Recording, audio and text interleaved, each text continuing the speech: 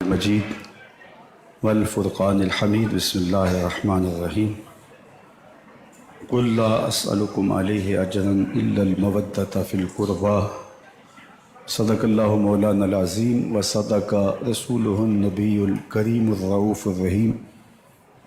اللهم نور قلوبنا بالقرآن وزين أخلاقنا بالقرآن وأدخلنا الجنة بالقرآن ونجنا من النار بالقرآن. قال الله تعالى وتبارك في شان حبيبه مخبرا وآمرا إن الله وملائكته يصلون على النبي يا أيها الذين آمنوا صلوا عليه وسلموا تسليما. اللهم صل على سيدنا ومولانا محمد معدن الجود والكرم وآله وأصحابه أجمعين. صلاة وسلاما عليك يا سيدي يا رسول الله وعلى. تمام حمد و ثنا تعریف و توصیف اللہ جل مجدہ الکریم کی ذات بابرکات کے لیے، جو خالق کائنات بھی ہے اور مالک ششہات بھی. اللہ جل وعلا کی حمد و ثنا کے بعد رسول رحمت، شفیع معظم، نبی محتشم، حضور ختم المرتبت صلی اللہ علیہ وآلہ وسلم کے حضور ناز میں اپنی عقیدتوں، ارادتوں اور محبتوں کا خراج پیش کرنے کے بعد واجب الاحترام، ذوی الاحتشام، معزز و مکرم سامعین، سامعات، ناظرین و ناظرات، السلام علیکم ورحمۃ اللہ وبرکاتہ. آج 10 محرم الحرام ہے اور جمعۃ المبارک کا یوم سعید. صدیوں قبل کربلا کے صحرا میں پیغمبر رحمت صلی اللہ علیہ وآلہ وسلم کا خاندان بھوک اور پیاس کی شدت سے نڈھال دوپہر کے وقت اسلام کا پرچم بلند کرتے ہوئے شہادتیں پیش کرتا ہے. اور آج صدیاں گزرنے کے باوجود ان کی یادوں کے نقوش مدھم نہیں ہوئے. کائنات کے ایک ایک گوشے میں ذکر اہل بیت کی خوشبو مہک رہی ہے. یزید مٹ گیا، اس کا نام مٹ گیا. حسین کل بھی زندہ تھا، حسین ابن علی آج بھی زندہ ہے. نہ یزید کا وہ ستم رہا، نہ زیاد کی رہی وہ جفا، رہا تو نام حسین جسے زندہ رکھتی ہے کربلا. صدیاں گزرنے کے باوجود ان کی یادیں، ان کا تذکرہ اور ان کے لیے دلوں میں محبتوں کا آباد جہاں کبھی بھی ویران نہیں ہوا. محرم کے ایام میں بالخصوص پوری دنیا پر اہل بیت کے تذکرے ہوتے ہیں اور ان کی یادوں کے چراغ روشن کیے جاتے ہیں. اہل ایمان سعادت سمجھتے ہیں کہ اہل بیت کا ذکر سنیں اور اس سے قلب کی تسکین پائیں. واقعہ کربلا تاریخ کا دردناک واقعہ ہے. یہ اقتدار کی جنگ نہیں تھی، اقدار کی جنگ تھی. دو شخصیتوں کی لڑائی نہیں تھی، دو نظریات کا ٹکراؤ تھا. یہ حق اور باطل کا معرکہ تھا.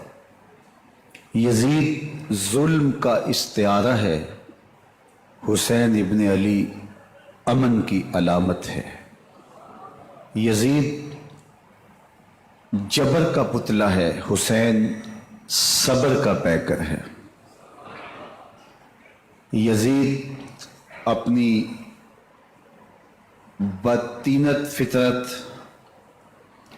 اور اپنی طب ناہموار کے باعث دنیا پر ذلت و رسوائی، ظلم، جبر، جور و زیادتی کی علامت بن کے ابھرا، اور حسین ابن علی رضی اللہ تعالی عنہ حق و صداقت کا نشان بن کے ابھرا۔ کربلا کے تپتے ہوئے ریگزار میں حسینی اور یزیدی دو کردار سامنے آتے ہیں۔ اقبال نے کہا تھا، موسیٰ و فرعون و شبیر و یزید، ایند و قوت از حیات آید پدید، زندہ حق از قوت شبیری است، زندہ حق از قوت شبیری است، باطل آخر داغ حسرت میری است، سرخ رو عشق غیور از خون او، شوخی ای مصرع از مضمون او، تا قیامت قطع استبداد کر، موج خون او چمن ایجاد کر۔ یزید بہدل کی بیٹی محسون کا ناپاک بیٹا تھا، اور حسین محمد عربی کی بیٹی فاطمہ کا شہزادہ تھا۔ یزید دمشق کے اطراف میں سرجون اور جریر اختل جیسے اوباشوں کے جھرمٹ میں پل کے جوان ہوا۔ حسین کے گھر کا دروازہ مسجد نبوی کے اندر کھلتا تھا۔ یزید نشے میں دھت ہو کر کے نمازیں چھوڑ دیتا تھا۔ حسین کی کربلا کے اندر بھی نماز تہجد قضا نہیں ہوئی۔ یزید ظلم کا دوسرا نام ہے، حسین امن کی علامت ہے۔ یزید نے زندگی میں ایک مرتبہ حج کیا اور شراب کے مٹکے ساتھ لے کے آیا، اور اختل اور دیگر گویوں اور مغنیوں کو اپنے ساتھ رکھا تاکہ سفر آسانی سے کٹے۔ حسین ابن علی نے 25 حج سواری ہونے کے باوجود پیدل کیے۔ یزید حج بیت اللہ کے بعد مدینہ المنورہ آیا اور شراب کی ایک مجلس بپا کی۔ حضرت امام حسین رضی اللہ تعالی عنہ جب وہاں پہنچے تو شراب کی پھیلی ہوئی بدبو کو محسوس کرتے ہوئے فرمایا، یہ بو کیسی ہے؟ تو نشے میں دھت یزید بولا، یہ شام میں بنتی ہے، اور ایک جام منگوایا اور اس کو پیتے ہوئے دوسرا جام حضرت امام حسین رضی اللہ تعالی عنہ کی طرف بڑھاتے ہوئے کہا، ابا عبداللہ لیجئے۔ تو حضرت امام حسین رضی اللہ تعالی عنہ نے فرمایا، میں اس کی طرف دیکھتا بھی نہیں ہوں، اور پھر وہ عشقی اشعار پڑھنے لگا۔ جب یزید کی شراب نوشی کا منظر امام حسین رضی اللہ تعالی عنہ اپنی آنکھوں سے دیکھ چکے تھے تو مجھے بتاؤ یزید کے ہاتھ پہ امام حسین کا پاک ہاتھ کیسے آتا؟ حضرت امام حسین رضی اللہ تعالی عنہ جس ماحول میں پلے تھے، جس ماحول میں پرورش پائی تھی، جس ماحول میں رہے تھے، وہ پاکیزہ اور تقدس مآب ماحول تھا۔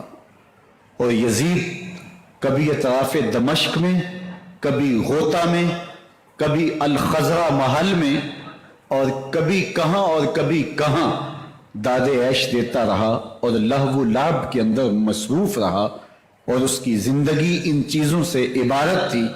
وہ محرمات کو حلال قرار دیتا، شراب نوشی اس کی ہڈیوں میں رچی ہوئی تھی، اور شریعت بیضا کا مذاق اڑایا کرتا۔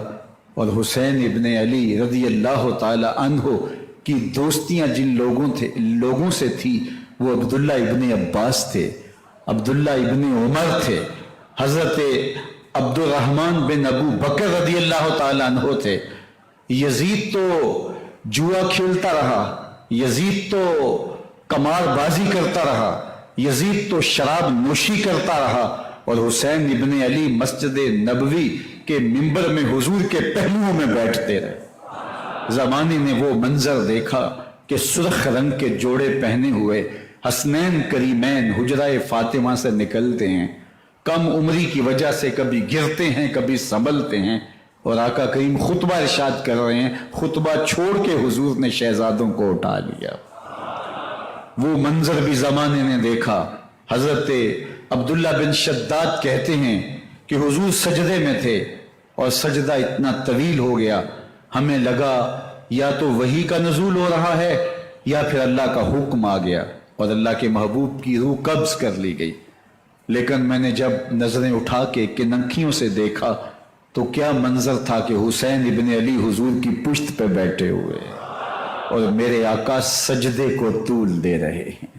اللہ اکبر! حسین کے لیے پیغمبر کے سجدوں کو طول دیا جا رہا ہے۔ حسین ابن علی کبھی ممبر پہ حضور کی اطراف میں بیٹھتے ہیں، وہ منظر بھی دنیا نے دیکھا کہ حضور کے مبارک کندھوں پر حسین ابن علی بیٹھے ہیں اور حضور کی زلفوں کو پکڑا ہوا ہے۔ تو حضرت عمر رضی اللہ تعالیٰ عنہ دیکھ کے کہتے ہیں واہ واہ کیسی سواری میسر آئی حسین ابن علی کو۔ تو میرے آقا مسکرا کے کہتے ہیں عمر سواری دیکھتے ہو سوار بھی تو دیکھو۔ اللہ اکبر! حضرت اسامہ بن زید بن حارثہ رضی اللہ تعالیٰ عنہ فرماتے ہیں رات کا ایک پہر گزر گیا اور مجھے حضور سے کوئی کام تھا۔ میں آقا کریم کی خدمت میں حاضر ہوا، در دولت پہ دستک دی۔ حضور تشریف لائے تو چادر اوڑی تھی، بکل کی ہوئی تھی میرے حضور نے، تو میں نے اپنی حاجت کہی تو حضور نے میری حاجت پوری کر دی۔ لیکن ایک منظر میں نے دیکھا کہ حضور نے جو چادر کی بکل فرمائی تھی اس کے اطراف میں پہلوؤں میں ابھار تھے جس طرح اندر کوئی ہو۔ مجھ سے نہ رہا گیا، میں نے پوچھ لیا، میں نے کہا بندہ نواز چادر کے اندر کیا ہے؟ فَكَشَفَهُ، تو حضور نے چادر کو کھول دیا۔ فَإِذَا الْحَسَنُ وَالْحُسَيْنُ عَلَىٰ وَرِكَيْهِ، تو کہتے ہیں میں نے اپنی آنکھوں سے دیکھا ایک پہلو سے امام حسین لپٹے ہوئے تھے، ایک پہلو سے امام حسن لپٹے ہوئے تھے۔ فرمایا یہ میرے بیٹے ہیں، یہ میری بیٹی کے بیٹے ہیں، اے اللہ میں ان سے پیار کرتا ہوں، تو بھی ان سے پیار کر، جو ان سے پیار کرے اس سے بھی پیار کر۔ ان کی محبت کا درس دیا، ان کے پیار کا سبق پڑھایا، کہا ان سے پیار کرنے والا میرے سے پیار کرنے والا ہے، ان سے بغض رکھنے والا میرے سے بغض رکھنے والا ہے۔ ان کی تکلیف حضور کو بے چین کر دیتی تھی۔ حضرت سیدہ فاطمہ الزہرا رضی اللہ تعالی عنہ کے گھر کے قریب سے گزرے تو حضرت امام حسین کے رونے کی آواز آ رہی تھی، تو آقا کریم علیہ السلام نے فرمایا کہ فاطمہ حسین کو چپ کرواؤ، الا تعلمی ان بقاءہ یؤذینی، تو جانتی نہیں حسین کا رونا مجھے دکھ دیتا ہے۔ حسین ابن علی کو حضور رونے نہیں دیتے تھے، ان کو دکھی نہیں ہونے دیتے تھے، کیونکہ رسول اللہ صلی اللہ علیہ وسلم جانتے تھے کہ یہ کتنے دکھ سہے گا، کتنی تکلیفوں سے گزرے گا اور کتنے مصائب سہے گا۔ زمانے نے وہ گھڑیاں بھی دیکھی کہ حضرت حذیفہ بن یمان رضی اللہ تعالیٰ عنہ فرماتے ہیں کہ میں حضور کی خدمت میں نماز مغرب کی ادائیگی کے لیے حاضر ہوا، اور میں نے یہ اجازت خاص طور پہ اپنی ماں سے اس شرط پہ لی تھی کہ امی آپ مجھے اجازت دیں، میں حضور کی خدمت میں حاضر ہوتا ہوں، مغرب کی نماز بھی ادا کروں گا اور پھر حضور سے عرض کروں گا حضور میرے لیے اور میری ماں کے لیے بخشش کی دعا کر دیجئے۔ ماں نے اس شرط پہ اجازت دے دی اور میں حضور کی خدمت میں آ گیا، نماز مغرب ادا کی، سلام پھرا تو میرے دل میں آرزو تھی میں حضور سے عرض کروں حضور میرے لیے اور میری ماں کے لیے مغفرت کی بخشش کی دعا کر دیں، لیکن حضور عبادات میں ذکر میں نوافل میں ایسے مشغول ہوئے کہ میں آرزو رکھنے کے باوجود بھی عرض نہ کر سکا۔ خیر نماز عشاء کا وقت ہوا، اذان پکاری گئی، حضور مصلی پہ آئے، نماز پڑھی، سلام پھرا تو میرے دل میں پھر خیال آیا کہ ماں سے ایک نماز کی چھٹی لی تھی، نمازیں بھی دو ہو گئیں، ماں نے جاتے پوچھنا ہے حضور سے میرے لیے اور اپنے لیے مغفرت کی بخشش کی دعا کروائی تھی تو کیا جواب دوں گا؟ اور حضور اٹھے اور کاشانہ اقدس کی طرف چل دیے۔ اب میرے دل میں یہ خیال رہ رہ کے آ رہا تھا کہ ماں کو کیا جواب دوں گا، میں تو حضور سے بخشش و مغفرت کی دعا کروا ہی نہیں سکا۔ جب حضور چل پڑے تو غیر ارادی طور پہ میں بھی حضور کے پیچھے چل پڑا۔ چلنے میں تھوڑی سی رفتار تیز ہو گئی جس سے قدموں کی آہٹ پیدا ہوئی. تو جب آواز پیدا ہوئی تو حضور نے رخ پھیرے بغیر فرمایا من ھذا، میرے پیچھے پیچھے کون آ رہا ہے؟ پھر خود ہی کہا حذیفہ تو نہیں. تو میرا دل دھڑک رہا تھا. قلت نعم، میں نے کہا جی حضور میں حذیفہ ہوں. فرمایا ما حاجتک غفر اللہ لک ولامک، کیا کام ہے؟ اللہ تجھے بھی بخش دے، تیری ماں کو بھی بخش دے. اب جو کام تھا وہ جنبش لب سے پہلے ہی ہو گیا. یہاں تو لفظوں کا سہارا بھی نہیں لینا پڑتا، وہ بند لبوں کی بولیاں بھی سنتے ہیں. اقبال بولا ہے فروغت صبح آثار و دہور، چشم تو بینی لائے ما فی الصدور، تیری نظر تو سینوں کے چھپے راز بھی دیکھتی ہے. تو کہا ما حاجتوں کا غفر اللہ لک ولامک، اللہ تجھے بخش دے، تیری ماں کی بھی مغفرت کر دے، کیا کام ہے؟ اب جو کام تھا وہ تو ہو گیا. تو میرے حضور نے ارشاد فرمایا حذیفہ سنو، ابھی ایک فرشتہ آیا ہے جو اس سے قبل دھرتی پر پہلے کبھی نہیں آیا. آج پہلی مرتبہ اللہ سے اجازت لے کے 2 کام کرنے آیا ہے. ایک تو مجھے سلام کرنے آیا ہے اور دوسرا خوشخبری دینے آیا ہے کہ آپ کی بیٹی فاطمہ جنتی عورتوں کی سردار ہے اور حسن اور حسین جنتی جوانوں کے سردار. ایک طرف یزید ناپاک میسون کا پلیت بیٹا اور ایک طرف محمد عربی کا نواسا، فاطمہ کے دودھ کا اثر، علی المرتضیٰ کے خون کی تاثیر، رسول اللہ صلی اللہ علیہ وسلم کے کندھوں پہ بیٹھنے والا. ایک دن حضور نے امام حسین رضی اللہ تعالیٰ عنہ کے ہاتھ پکڑ لیے اور ان کے پاؤں اپنے پاؤں پہ رکھے اور پھر فرمایا بیٹے آگے بڑھو، اور ان کے پاؤں حضور کی پنڈلیوں پہ آئے. پھر کہا بیٹے اور آگے بڑھو، حتیٰ کہ ان کے پاؤں حضور کی رانوں پہ آئے. پھر فرمایا بیٹا اور آگے بڑھو، تو ان کے پاؤں حضور کے مبارک بطن اقدس پہ آئے. پھر بازوؤں کو کھینچ کے اپنے قریب کیا اور حسین ابن علی کے منہ میں اپنی زبان رکھ دی اور وہ اس طرح چوس رہے تھے جس طرح کھجور چوسی جاتی ہے. تو اللہ کے محبوب علیہ السلام نے حسین ابن علی کو اپنی زبان کا لعاب دہن دے کر کے، وہ شیر رحمت دے کر کے، وہ کوثر و تسلیم سے پاکیزہ تر آب رحمت عطا کر کے ان کی ہمیشہ کے لیے پیاس بجھا دی، تاکہ کل کربلا کے تپتے ہوئے ریگزار میں حسین ابن علی کو پیاس کی شدت تنگ نہ کرے اور پائے استقلال میں لغزش نہ آنے پائے. ان نازوں سے پالے ہوئے حسین کو، ان محبتوں سے پالے ہوئے حسین ابن علی کو امتحان بھی اتنے بڑے درپیش تھے. یاری تیری سونا پر ازمیشاں تیریاں اگ، سونا پرکھیا جامدہ ہے نال اگاں دے لگ. جتنا بڑا شخص ہوتا ہے اتنی آزمائشیں بھی بڑی ہوتی ہیں.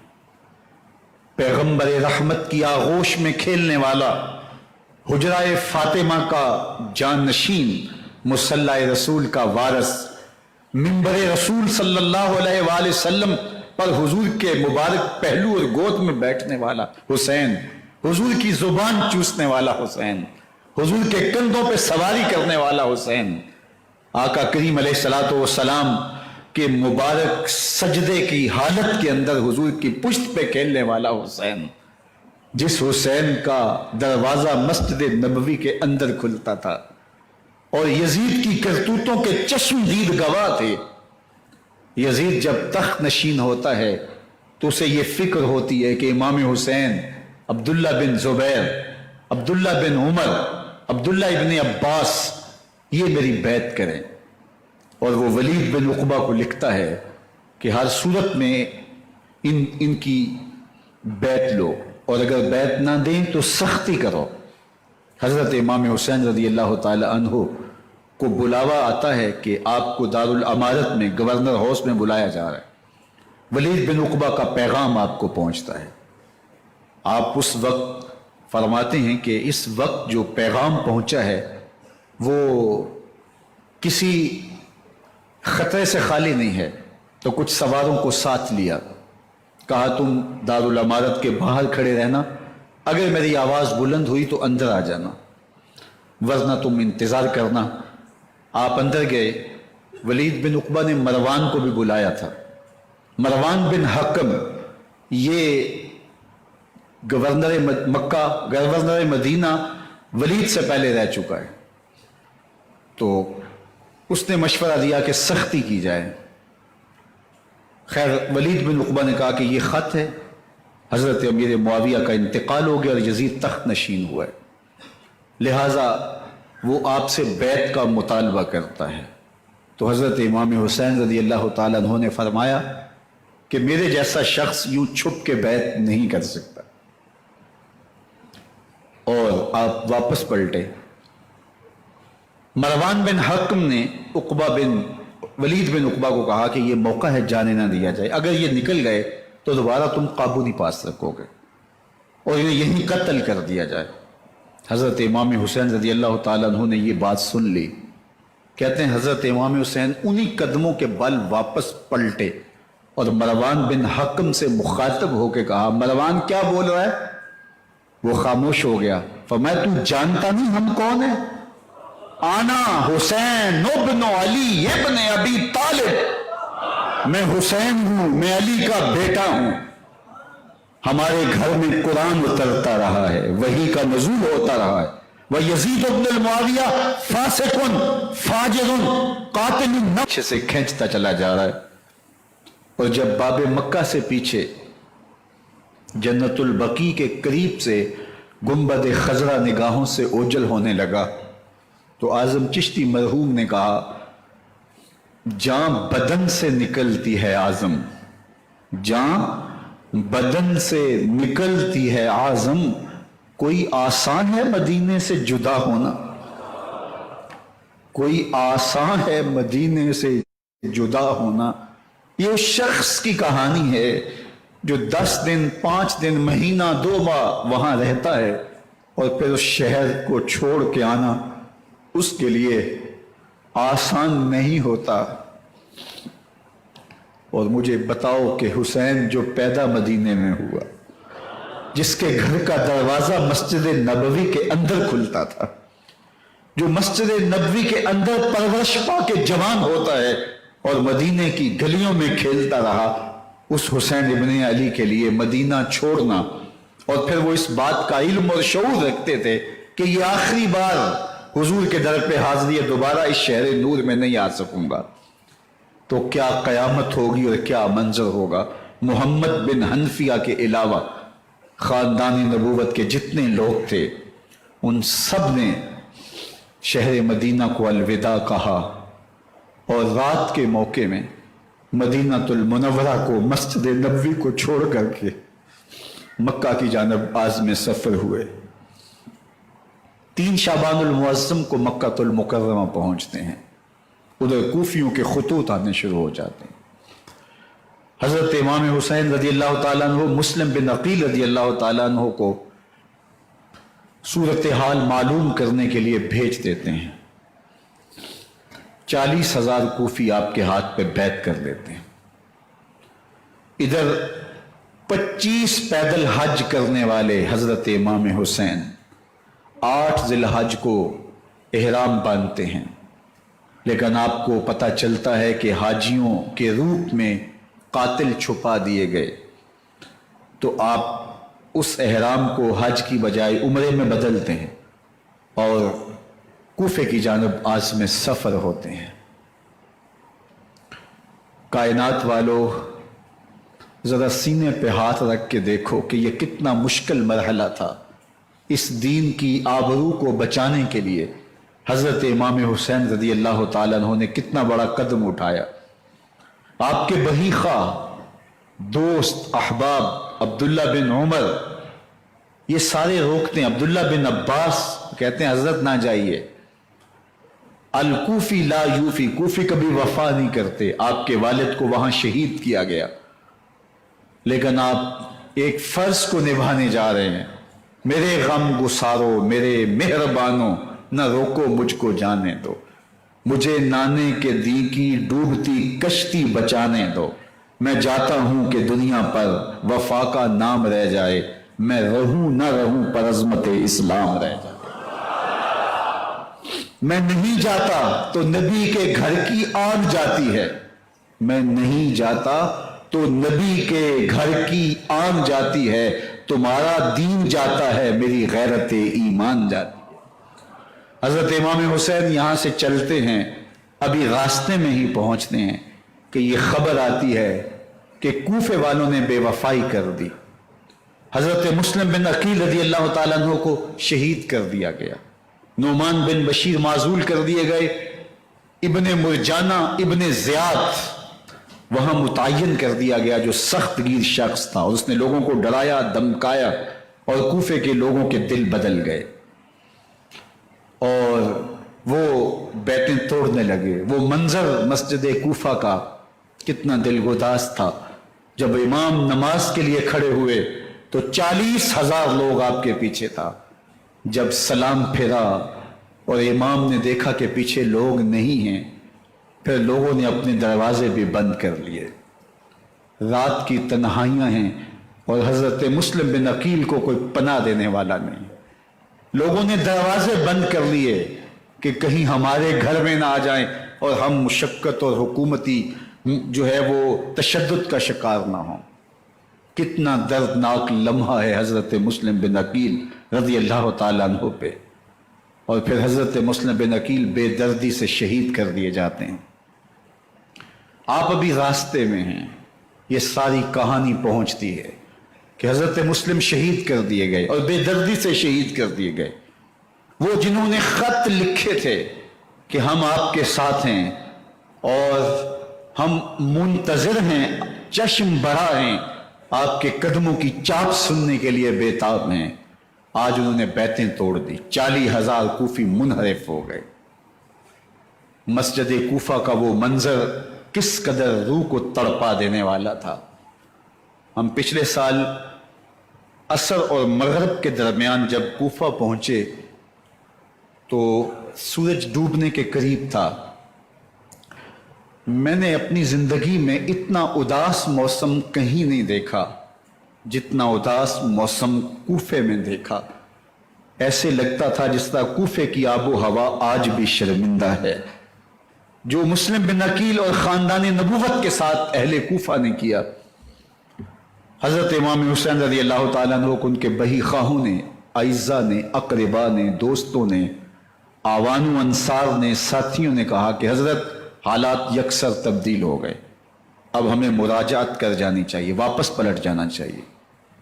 تو حضرت امام حسین کافی سوچ بچار میں رہے، پھر اس کے بعد آپ نے فیصلہ کیا کہ ہم آگے بڑھیں گے۔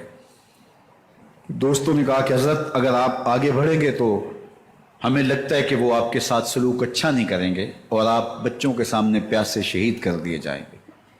تو حضرت امام حسین رضی اللہ تعالیٰ عنہ نے وہاں ایک خطبہ ارشاد فرمایا کہ لوگوں تم جو مجھے بتا رہے ہو مجھے اچھی طرح معلوم ہے، جو تم مجھے منظر پیش کر رہے ہو وہ میری نگاہوں میں ہے، اور جو کچھ ہونے والا ہے چشم تصور وہ منظر دیکھ رہی ہے۔ چونکہ حضرت امام حسین رضی اللہ تعالیٰ عنہ کی شہادت کی خبر حضرت امام حسین کے پیدا ہوتے ہی خاندان نبوت میں عام تھی۔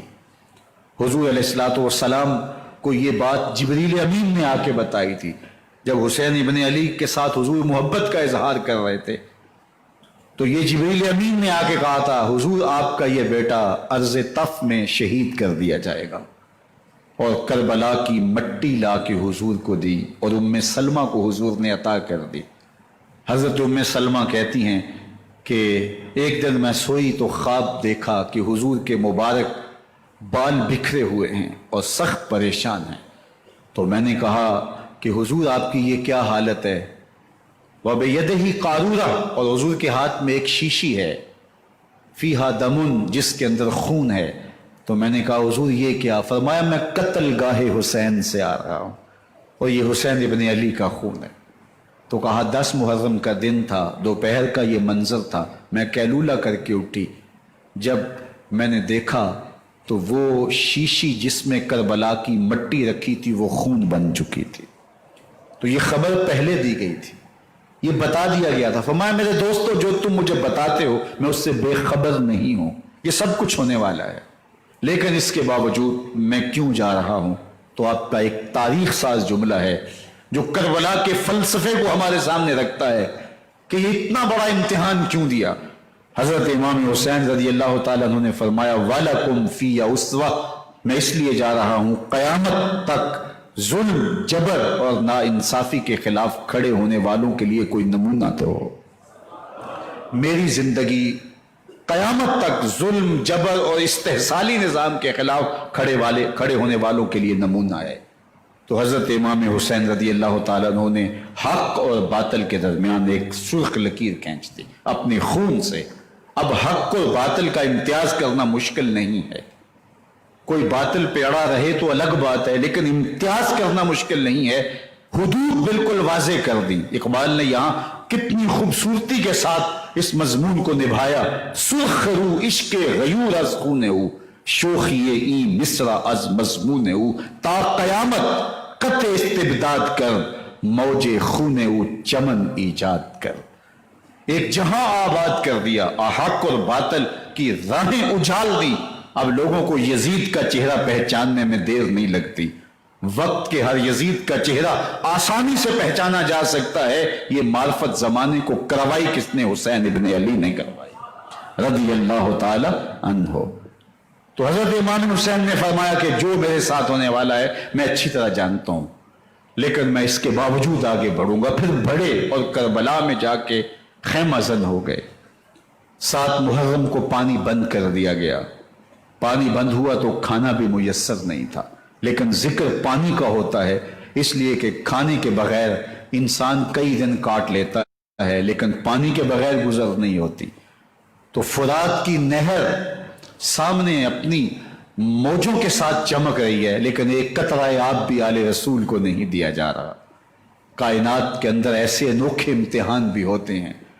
وارثوں ساقی کوثر کے, مالک ہوں حوض کوثر کے, اور بیٹے ہوں ساقی کوثر کے, اور آج ایک بوند پانی کی بھی میسر نہ ہو. صبر کا امتحان ہے, عزیمت کا امتحان ہے.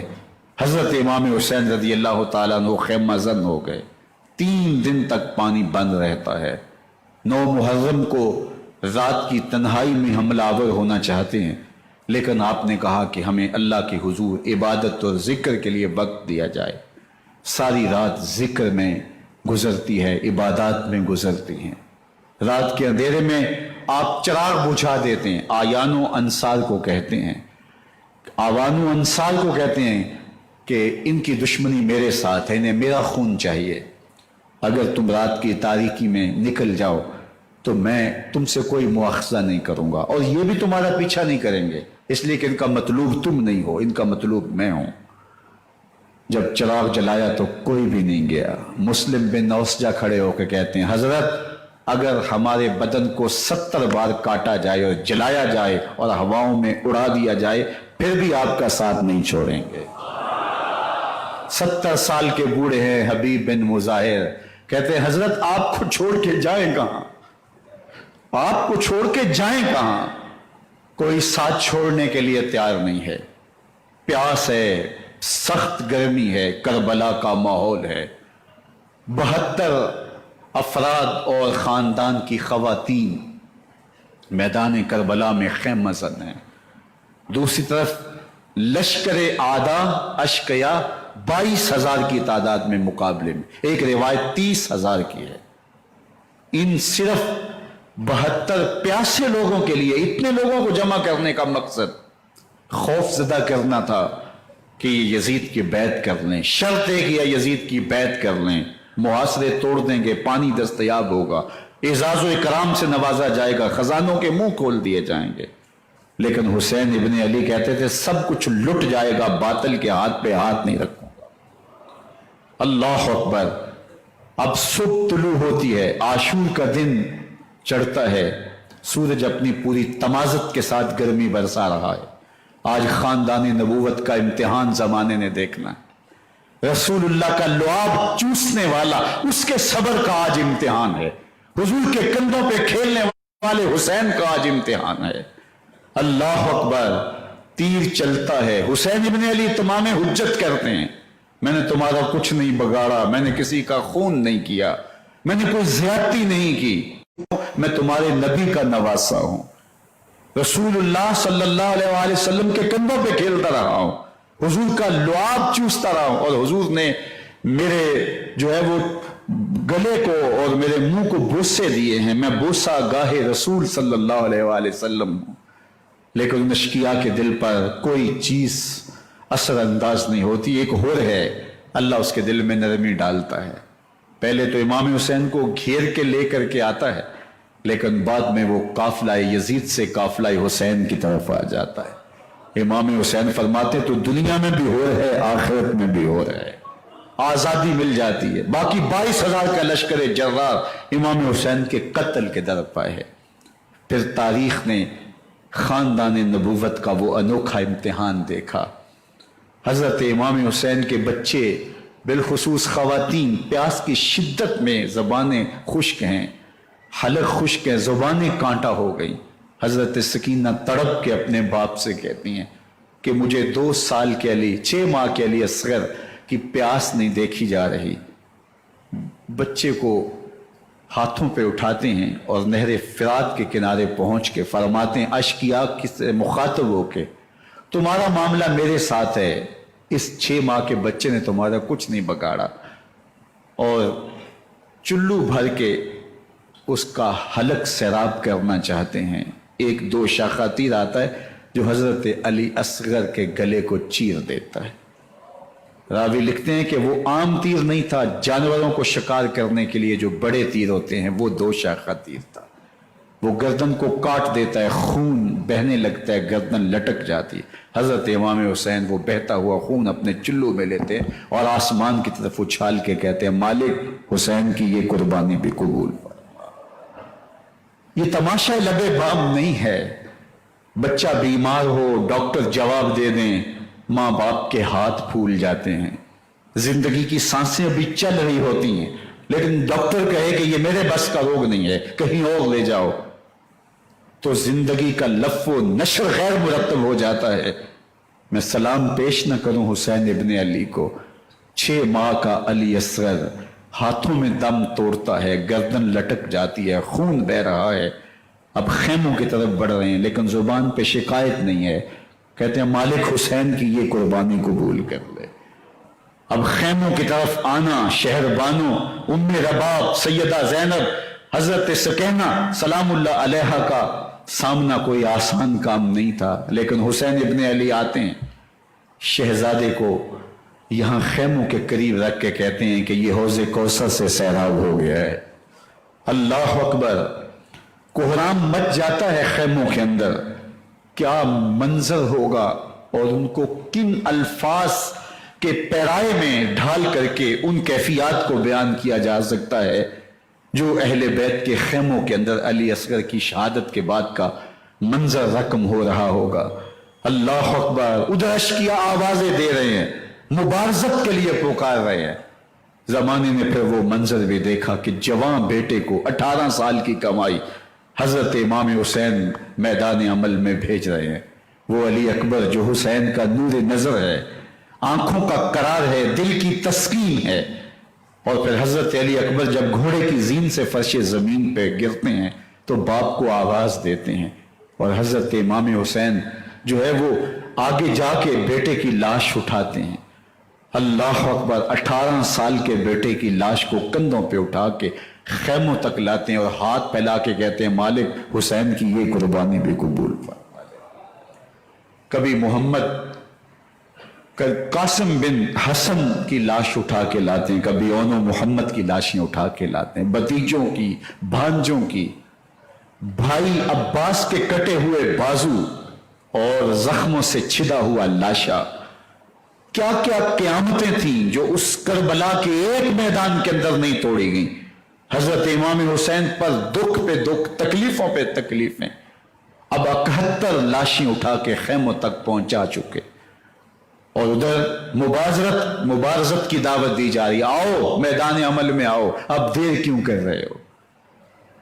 رسول اللہ کا حرم، رسول اللہ کی شہزادیاں جو پھولوں پہ پلی تھی، نازوں میں پلی تھی، وہ کلیاں جو شبنم کا بوجھ بھی گوارا نہیں کر سکتی تھی، آج مصیبتوں کے پہاڑ ٹوٹ گئے۔ حضرت امام حسین کبھی شہربانوں کو، کبھی ام رباب کو دلاسا دیتے ہیں، کبھی حضرت زینب کو کہتے ہیں۔ حضرت زینب کربلا کے اس میدان کے اندر بڑے حوصلے کے ساتھ اپنے بھائی کے ساتھ کھڑی رہی، اپنے 2 بیٹے راہ خدا میں پیش کیے، ان کی لاشیں وصول کی، لیکن زینب جس جرأت کے ساتھ، جس پامردی کے ساتھ اس سارے منظر کو حوصلے کے ساتھ سہتی رہی، وہ یقیناً حوصلہ سیدہ زینب سلام اللہ علیہا کا ہی ہے۔ لیکن یہ وہ منظر تھا کہ زینب کا دل بھی ڈول گیا جب حسین ابن علی گھوڑے پہ بیٹھنے لگے اور ان کو گھوڑے میں بٹھانے والا کوئی نہیں تھا، اور جو بھی سوار جاتا پھر واپس اس کی لاش ہی آتی اور حسین ابن علی لے کے آتے۔ آج حسین ابن علی جا رہے ہیں، زندگی کا سارا سرمایہ لٹ رہا ہے، حضرت زینب سلام اللہ علیہا سنبھل نہیں رہی۔ حضرت امام رضی اللہ تعالیٰ عنہ اٹھے اور آپ نے حضرت زینب کو صبر کی تلقین کی اور کہا کہ صبر ہی بہترین ذریعہ ہے اور اللہ کی قربت کا ایک بہترین سبب ہے، اور ان کو صبر کی تلقین کرتے ہوئے فرمایا کہ میرے بعد تم نے اس ذمہ داری کو سنبھالنا ہے اور ان مخدرات اسلام کی، ان شہزادیوں کے پردے کی تم نے حفاظت کرنی ہے۔ اور پھر گھوڑے کی زین کس کے امام حسین لشکر اشقیاء کی طرف بڑھتے ہیں۔ اب خیموں سے سسکیوں کی آواز آ رہی ہے، ان کا سردار، ان کا تاجدار آج سب کو چھوڑ کے کربلا کے میدان کی طرف بڑھ رہا ہے۔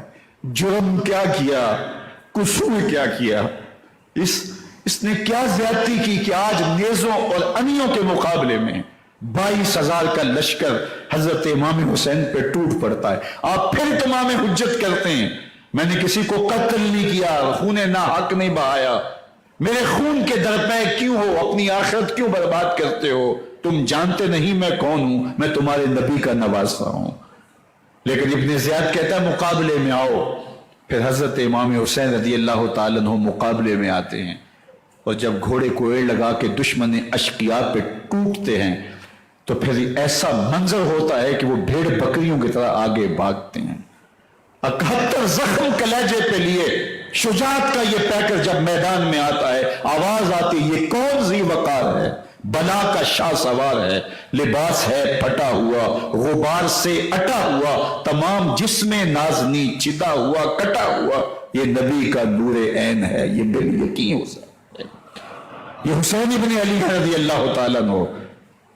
پھر چاند بادلوں میں گھر جاتا ہے، شامی غنڈے تیر برساتے ہیں، تلواروں سے آپ کے بدن پر ضربیں لگاتے ہیں اور نیزوں سے آپ کے بدن کو پرو دیتے ہیں۔ جب آپ کا پیراہن بعد میں اتارا گیا تو آپ کے پیراہن میں 122 سوراخ تیروں کے تھے، 33 زخم تلواروں کے اور 34 گھاؤ نیزوں کے تھے۔ جب گھوڑے کی زین سے فرش زمین پر آئے، بدن چھلنی تھا، زخم زخم سے خون بہ رہا تھا، 3 دن کا پیاسا حسین، اللہ اکبر، بدن زخموں سے چور، 71 لاشیں کلیجے پہ لیے، مخدرات اسلام کے پردے کا خیال دل میں الگ ہے، لیکن گھوڑے کی زین سے جب فرش زمین پہ امام حسین آتے ہیں، زبان پہ ہائے نہیں، نالا و شیمن نہیں، چیخ و پکار نہیں، آتے ہی پیشانی سجدے میں رکھتے ہیں اور پکارتے ہیں اللہم ردن بے قضائکا و صبرن علی بلائکا تسلیمن لے امرکا سبحان ربی العالی۔ مالک گھر لٹا کے، بچے لٹا کے، خاندان سب کچھ قربان کر کے، اپنے بدن کو زخموں سے چھلنے کروا کے، تیروں اور نیزوں کی انیوں سے اپنے آپ کو زخمی کروا کے، تیرے حضور سر جھکا کے یہ اقرار کرتا ہوں کہ حسین تیری تقدیر پہ راضی ہے۔ مالک تو بھی بتا، تو بھی حسین پہ راضی ہوا ہے کہ نہیں ہوا؟ آواز آ رہی ہے اس پیاسے پر علی شیر خدا کو ناز ہے، اس نواسے پر محمد کبھی بھی نہیں دوں گا، یہ سر کٹ سکتا ہے جھک نہیں سکتا۔ سر کاٹ کے نیزے کی نوک پہ چڑھا دیا گیا، اور یہ اس بات کا اعلان تھا کہ ہم جیت گئے اور حسین ہار گئے، اور لشکر یزید میں غوغا مچ گیا، نقارے بجنے لگے کہ ہم جیت گئے، دیکھو امام حسین شہید کر دیے گئے، اور سر کاٹ کے نیزے کی نوک پہ چڑھایا گیا۔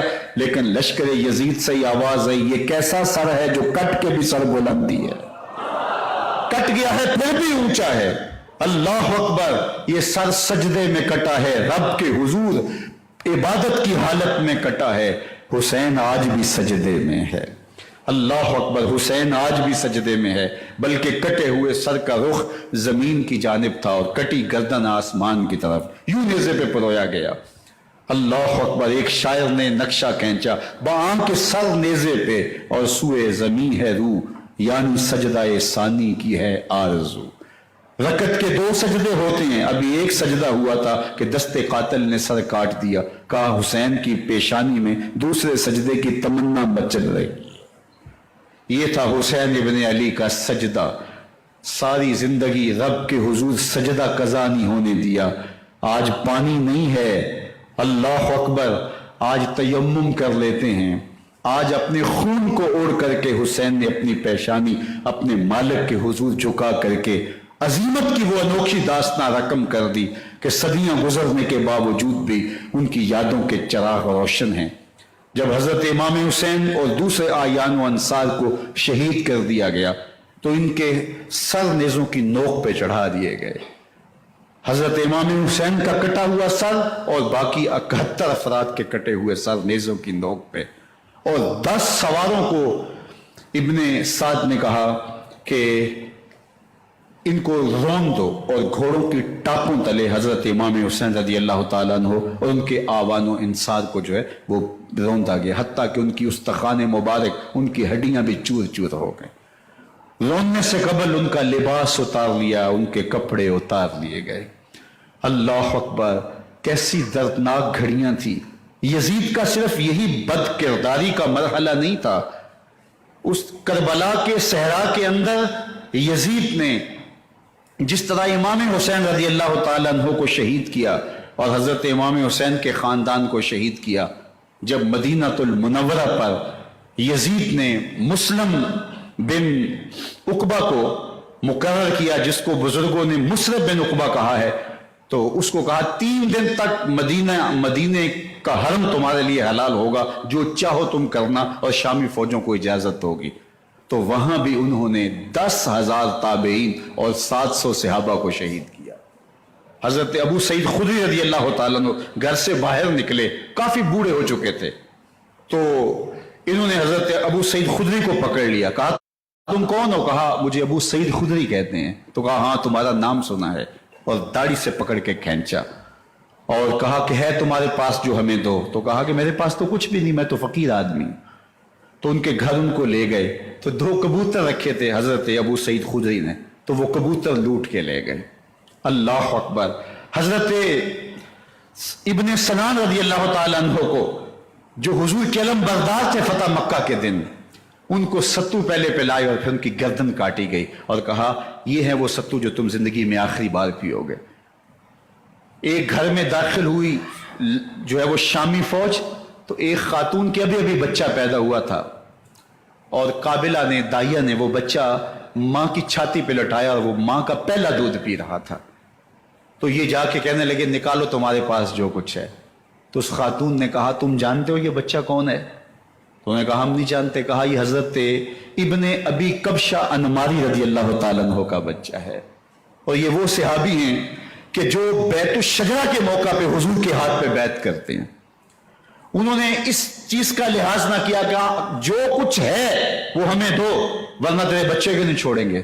تو ماں بچے سے مخاطب ہو کے کہتی ہے، ابھی بچہ پیدا ہوا ہے اور ماں سے پہلا دودھ پی رہے، کہ بیٹے اگر میرے پاس کچھ ہوتا، وہ قیمتی سے قیمتی چیز بھی ہوتی، تیری جان کے لیے قربان کرتی، لیکن اس وقت میرے پاس کچھ ہے نہیں۔ تو ایک شکی آگے بڑھا اور بچے کو ایک ٹانگ سے پکڑ کے کھینچ کے دیوار کے ساتھ پٹک کے مارا، جس سے دماغ کا بھیجا نکل گیا۔ کیا کیا زیادتیاں نہیں کی۔ 700 صحابہ ہرا کے واقعہ میں شہید کیے یزید نے، اور 10,000 تابعین شہید کیے۔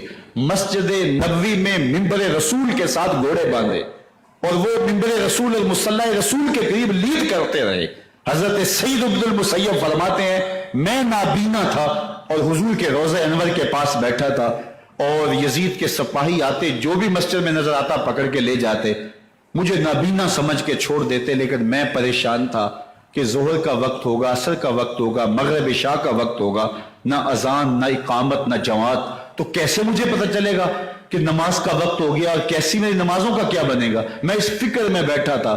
لم ازل اسمع الاذان والاقامت من قبل رسول اللہ صلی اللہ علیہ وآلہ وسلم، فرماتے جب بھی پھر نماز کا وقت آیا گنبد خضرا سے اذان کی بھی آواز آئی، اقامت کی بھی آواز آئی۔ 3 دن تک مسجد نبوی کے اندر گھوڑے بندے رہے اور مدینہ کی حرمت پامال کی، مدینہ کے گھروں کے اندر یہ بدکماش داخل ہوئے اور جو بدکاریاں انہوں نے کی کلیجہ منہ کو آتا ہے۔ 1002 شیزائیں ان بدکاروں کی بدکاریوں کی وجہ سے کنواری حالت کے اندر حاملہ ہوئی۔ 3 دن تک مدینے کا حرم انہوں نے پامال کیا اور پھر مکہ المکرمہ میں کعبۃ اللہ پر گولے برسائے اور کعبہ کا غلاف جل گیا۔ وہ تو یزید مر گیا اور حضرت عبداللہ ابن زبیر رضی اللہ تعالیٰ عنہ نے اپنی خلافت کا اعلان کیا۔ یزید کے یہ کرتوت تھے، ادھر اہل مدینہ کو ستایا، ادھر اہل مکہ کو ستایا، اور رسول اللہ صلی اللہ علیہ وسلم کے خانوادے کی بے حرمتی اور توہین کی۔ نہ صرف انہیں قتل کیا گیا، ان کی لاشوں پہ گھوڑے دوڑائے۔ ابن سعد اور شمر جو ہے وہ خیموں میں داخل ہوا اور مخدرات اسلام چادریں چھیننے کی کوشش کی۔ حضرت زینب سلام اللہ علیہ نے مخاطب ہو کے کہا ہمارے چہرے کے رکھوالے چلے گئے ہیں، ظالم تو خیال نہیں کرتا ہم رسول اللہ کی بیٹیاں ہیں۔ حضرت شہربانو، حضرت زین العابدین اور حضرت زینب سلام اللہ علیہ ان تینوں کے ایک اونٹ پہ باندھا گیا اور باقی اونٹوں پہ باقی سادات کو، حضور کی شہزادیوں کو باندھا گیا، رسیوں میں جکڑا گیا اور اونٹوں پہ باندھ کر کے کوفے کی جانب آگے آگے شہیدوں کے سر چل رہے ہیں اور پیچھے یہ قافلہ چل رہا ہے۔ اور جب یہ قافلہ وہاں سے گزرا جہاں لاشیں پڑی تھی، امام زین العابدین 14 سال کے تھے اور بیمار تھے اور ان کا حوصلہ نہ ہوا، وہاں غشی ان کے اوپر آنے لگی اور وہ منظر ابن کثیر نے، باقی لوگوں سب نے لکھا ہے کہ پھر جب ان کی یہ حالت ہوئی تو پھر سیدہ زینب سلام اللہ علیہ جنہوں نے ابھی تک بڑے حوصلے کے ساتھ ساری مشکلات کا مقابلہ کیا تھا، اب ان کے بندن ٹوٹ گئے اور آنکھوں سے آنسو بہنے لگے اور سیدہ زینب تھے امام حسین رضی اللہ تعالیٰ عنہ کی لاش پہ کھڑے ہو کے، اور وہ روندی ہوئی لاش، ٹوٹی ہوئی ہڈیاں اور وہ بڑا بدن، کٹا ہوا سر نیزے کی نوک پہ اور لاش یہ پڑی ہے، تو حضرت سیدہ زینب نے مدینے کی طرف منہ کر کے جو ہے وہ حضور سے فریاد کی، یا محمد آہو، یا محمد آہو، حاذا حسین مزمل حاذا حسین بالآراء مزمل بالادا بالدما، یا محمد آہو بناتوں کا سبایا۔ یا رسول اللہ، اے پیارے آقا، یا جدہ ہو، اے ہمارے نانا محترم، یہ دیکھیے آپ کا حسین پڑا ہوا ہے، بدن سے کپڑے اتار لیے گئے، خاک ہوائیں اڑا رہی ہیں اور اس کے اوپر چادر جو ہے وہ مٹی کی پڑ گئی ہے، یا محمد آہو۔ اور آگے فرمایا حضور آپ کی اولاد کاٹ دی گئی، اور پھر کہا بناتوں کا سبایا، حضور دیکھیے آپ کی بیٹیوں کے ہاتھ باندھ دیے گئے ہیں، اونٹوں پہ کس دیا گیا ہے، سرے شہیدہ آگے آگے چل رہے ہیں اور حضرت سیدنا امام حسین کا آگے آگے سر ہے۔ راستے کے اندر ایک جگہ آئی، رات گزری اور ان کو اتارا گیا۔ رات کا موقع تھا، ایک خاتون آئی اور اس نے کوئی کھانا پیش کیا ان کو، وہاں سے یہ لٹے ہیں۔